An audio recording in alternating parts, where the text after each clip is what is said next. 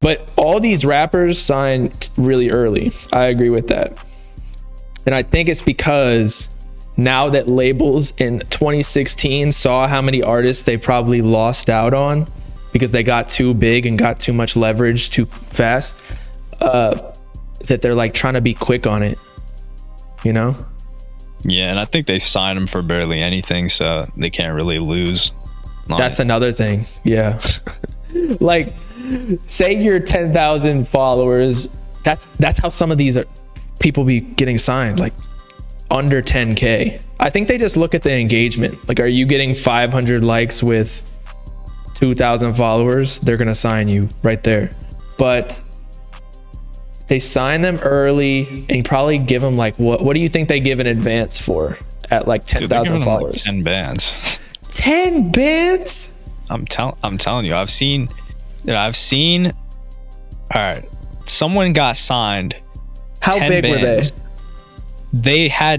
They had like a couple thousand followers on Instagram, but they had a song blowing up on TikTok, like 1 million views in like less than a day, or like maybe like 20, 30 hours, and it was going up from there. And they got signed for 10 bands. They're not signing these dudes for more than a couple tens of thousands, maybe 30. Oh my God. See, I can't relate because I guess these kids are like 16, 17 years old, and like $10,000 is a lot of money at that age, you know? Yeah, and you got to think they're not selling it off of the advance. They're like, yo, this is how much we're going to put in your pocket. But look, let's just say Atlantic, right? We're Atlantic. We have Cardi B, we have X, Y, and Z, this and that. So they kind of sell you the dream more so than just the advance. Right. Like the advance doesn't matter. And also, honestly, having a small advance is almost a good thing because now you have less to recoup. But then again, they probably have in the contract that they're going to spend however much money on the budget and overhead and whatever that you also have to recoup. Right? Pretty much, yeah. But I don't really think they put a budget into a lot of these dudes. They just give them the bread and they're like, all right, let's see if he can heat up. And then if he heats up a little bit, then they put some gasoline on the flames. The flames? The flames, yeah. So is that even, that's a good deal then for the artists? Yeah. But the thing is, it depends because you could command a better deal later on, but it's also FOMO because like, damn, I'm getting this offer. I don't know. Will I keep going up? Will I not? Will I ever get another offer like this? So it's a difficult situation to be in. Especially with TikTok, how like your sound can blow up and then you'll never have a song that blows up anymore. Yeah. Ever again. Pretty much. It's kind of like completely luck based. Although I believe 99.9% of them are not luck based. How so? Like, I believe it's all intentional. On whose part? On the team's part or the record label's part. That the artist... That the song blows up on TikTok. But what if it blows up before... Like, say the artist you said.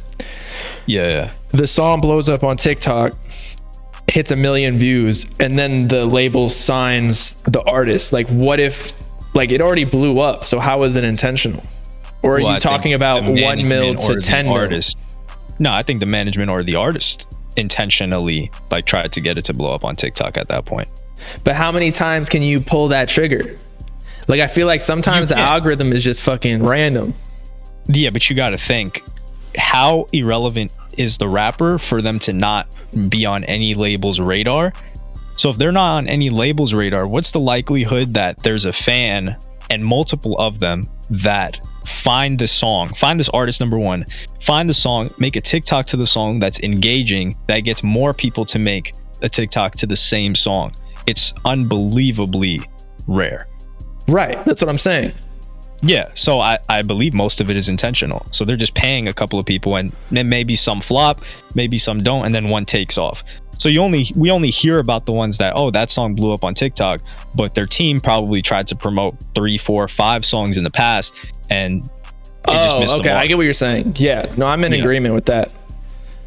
Yeah. I mean, didn't you talk about how like Megan Thee Stallion tried to, I don't know, like manufacture a dance to a song and it just didn't work?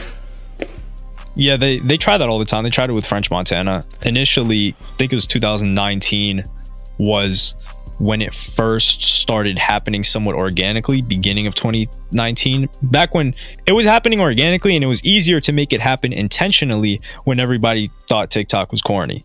But now that everybody's on it, like labels caught on, and it's more difficult to even, you get priced out.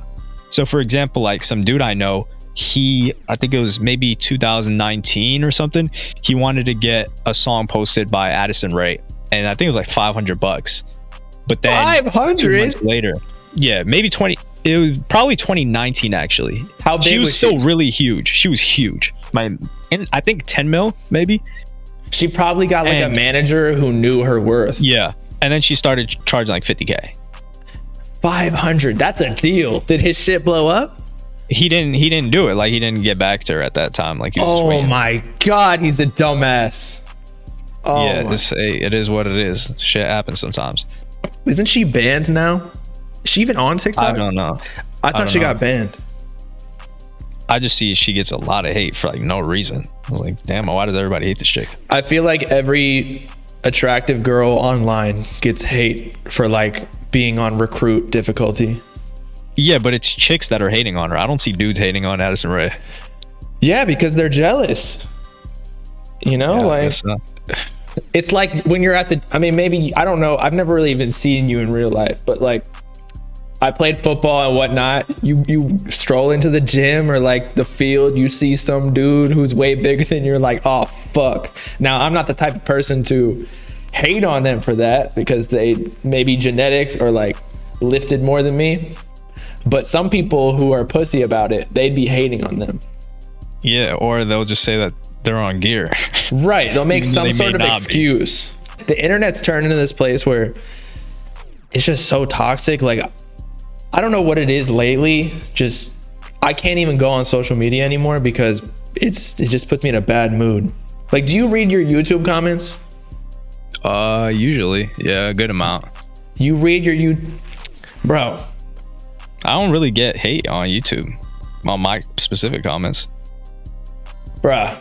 Maybe, I think it might be just my niche of like the underground. People are like super balanced in my comments. It's crazy. But like, even if they like this, you're like a logical person. So I feel like you attract other logical people.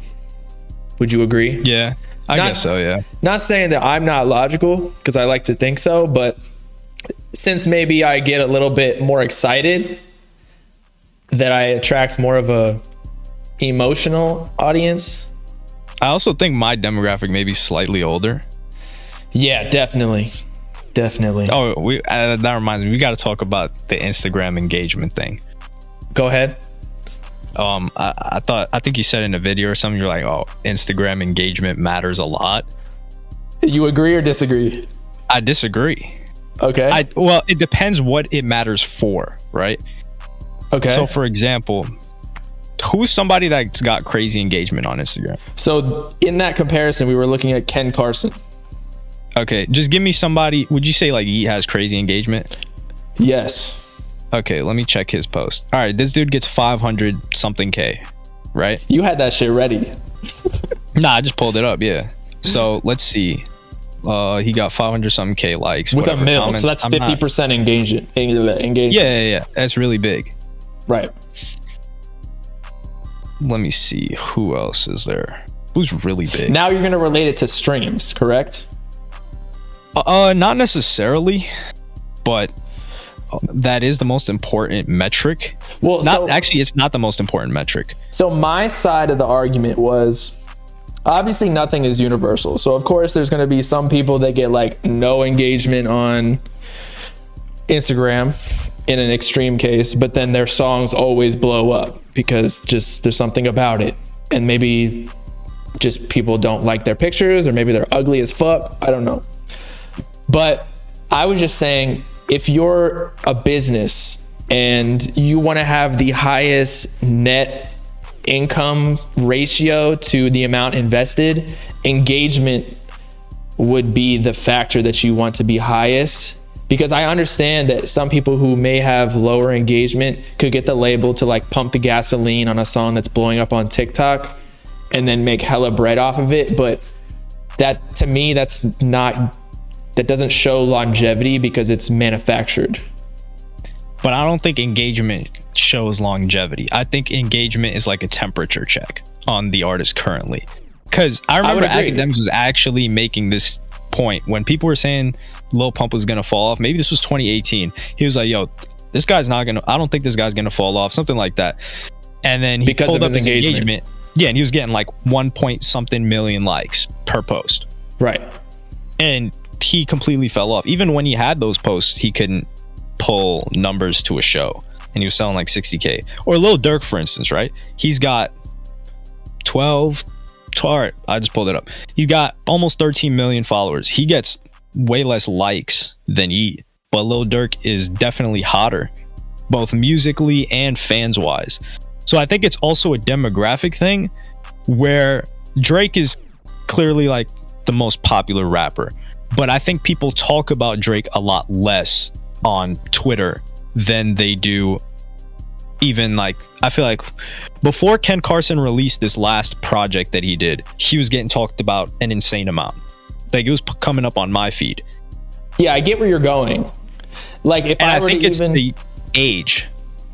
Yeah. So like, if a lot of people are like really old, well, let's just say 25 to 50, which is a massive age range, I think they're far less likely to be stans, unless it's like Beyonce or something. So to consistently talk about an artist and keep their name out there. But I do think they'll buy tickets to a show for sure, even if it's expensive tickets. And I think they'll buy merchandise. Whereas a younger demographic, let's say 12 to 22, they will be active because they're pretty much on social media anyway. They've got free time. They really just got to focus on school and stuff. So they're more enamored, you could say, with the artists, and they'll talk about them. They'll kind of like, I call it gay, join different cliques. They're literally more gay for the artists. Kind of. They dick suck, like look literally. up to them.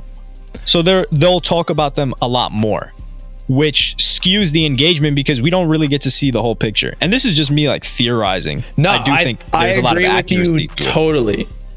I think that in the clip that we discussed that though, I was using engagement with very similar artists in the same niche. But I would agree with you totally. Like, Drake obviously gets the most streams, but even if I make a video on Drake, my audience just like does not give a fuck. Yeah, exactly. Even though he's the biggest, because they're like, right, yo, we don't really care about Drake. They don't care about the antics or the ins and outs, but they will listen to Drake, like his product. Yeah. Which ultimately is the main metric. Like, how, as a music artist, how much are you selling? How much money are you making? This is a music business.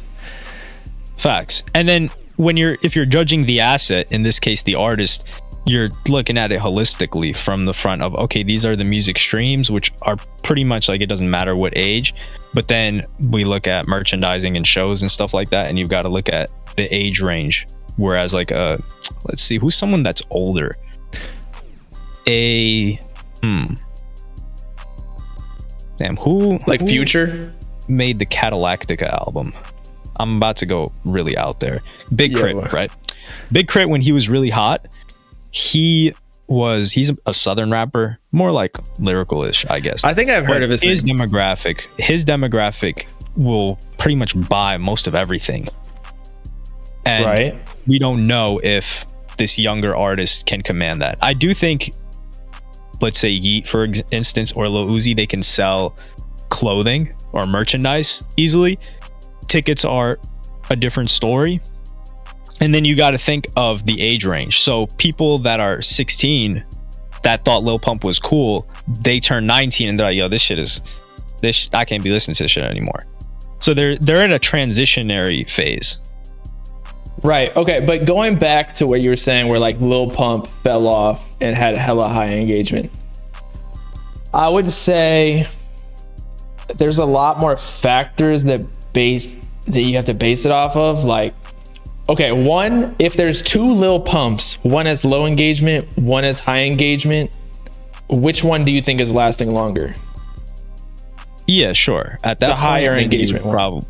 Yeah, unless the smaller one blows up, and that's, but like, if everything is going according to plan, the same trajectory, then yeah, the one with more engagement is likely to last longer. stay. Because they have more interested fans. And even with the younger demographic, which I agree, again, they have more time on their hands. Like, older people have jobs. They can't just be like, I don't know, getting enamored by these artists. So, but wouldn't younger fans mean you have higher longevity?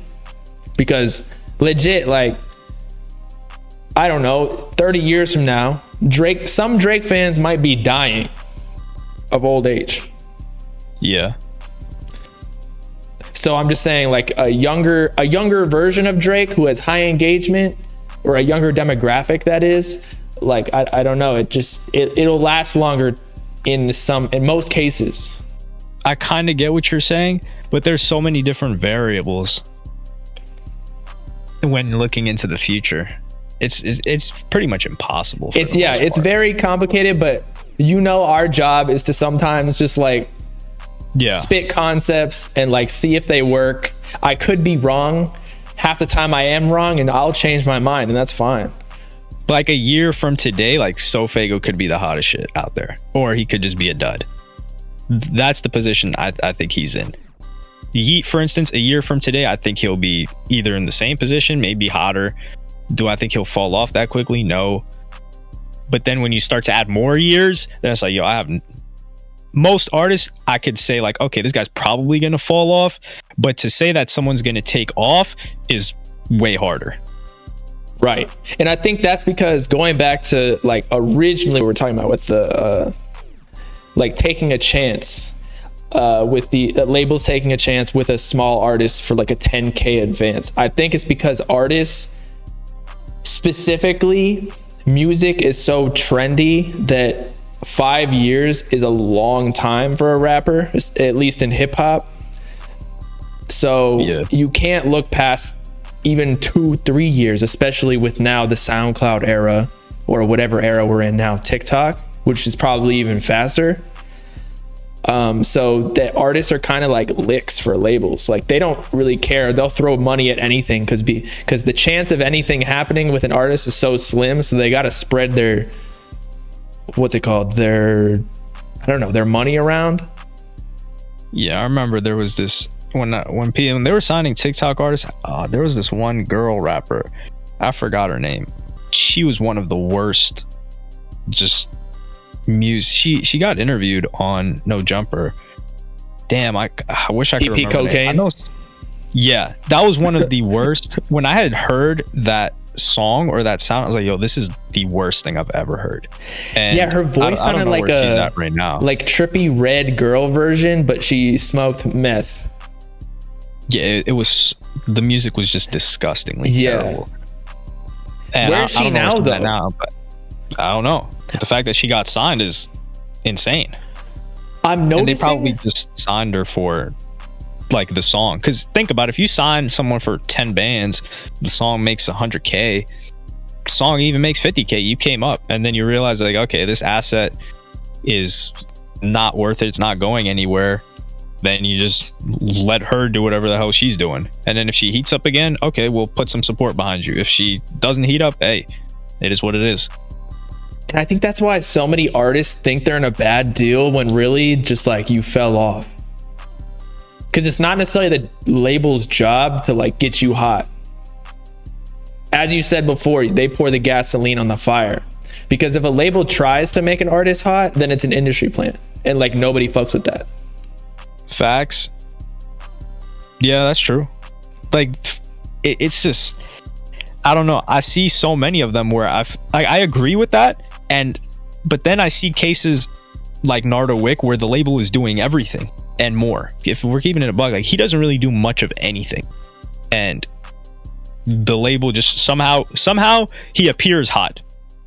Do people consistently talk about his music? Ever since that hit that he had, not really.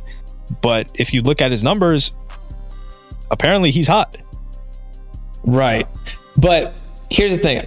I think there is a period of time that a label will continue to pour the gasoline on because maybe they need to recoup their advance that they gave them or whatever. But like, it doesn't last long that the label will continue to do that without actual organic numbers. Dude, I think I like to think that, and that's the logical answer, but I see certain examples, I'm gonna give you a couple, where you look at it and you're like, yo, how are they still putting money into this person? Like Coi Leray, for instance. Coi Leray is one example. Her is another example. HER. They were giving her all these different awards. They were having her features with all these different people, and she didn't even really take off until, I don't know, who knows how long. Tierra Whack is another example that gets a lot of push.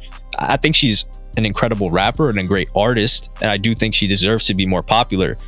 But from a business standpoint, I feel like a lot of people would have given up on Coi Leray a year ago. I don't know her numbers anymore. Is she like flopping? So the thing that was odd to me about Coi Leray is that song No More Parties. Right. It went platinum and it was apparently a hit, but when you look at the streams on Spotify, it's not that high. What is it at? I think if you look it up right now, it's probably less than 50 million. Maybe even less than 40 million. You have to add up the remix too, but... Right, I was about to say that. There's 31 million. All right, there you go. And then Lil Durk did... I can't even look it up. No More Party remix has 37 million. But you're right. You would think that it has like hundreds of millions. Exactly, because it went platinum. Right. There's probably some underground artists that have like 60 million on one song or something like that. But could that be because with the TikTok era, everything moves so fast? Like, yeah, she had a big hit, but it's... Say like when EXO Tour Life blew up in 2017. We didn't have TikTok. Like, that song was a hit for, say, 6 months. Whereas No More Parties, I want to say that was a hit for like 3 months at the top. And that's the reason maybe it didn't accumulate as many streams. But how many streams should platinum be? I'm pretty sure platinum is a lot more than 60 million. Isn't it 1 million divided by 1250? I don't know the exact stat. Or because Boeing was saying like 50 million is gold, which I got a homie that has over 50 million streams on a song, and it's not anywhere close to gold. It's 1.25 billion streams. See, so it clearly has to be less than that, although maybe on multiple platforms. But yeah, so it's significantly less. That's why I think it's radio. But it could be, I was about to say, I think it might be radio with Apple Music, YouTube. Also, I think what labels are counting now, or maybe Billboard, I don't know, is when the song is used within a video. Or maybe TikTok. Do you think TikTok counts at all? No, I don't think TikTok counts at all. No? For Billboard, for RIAA. Huh.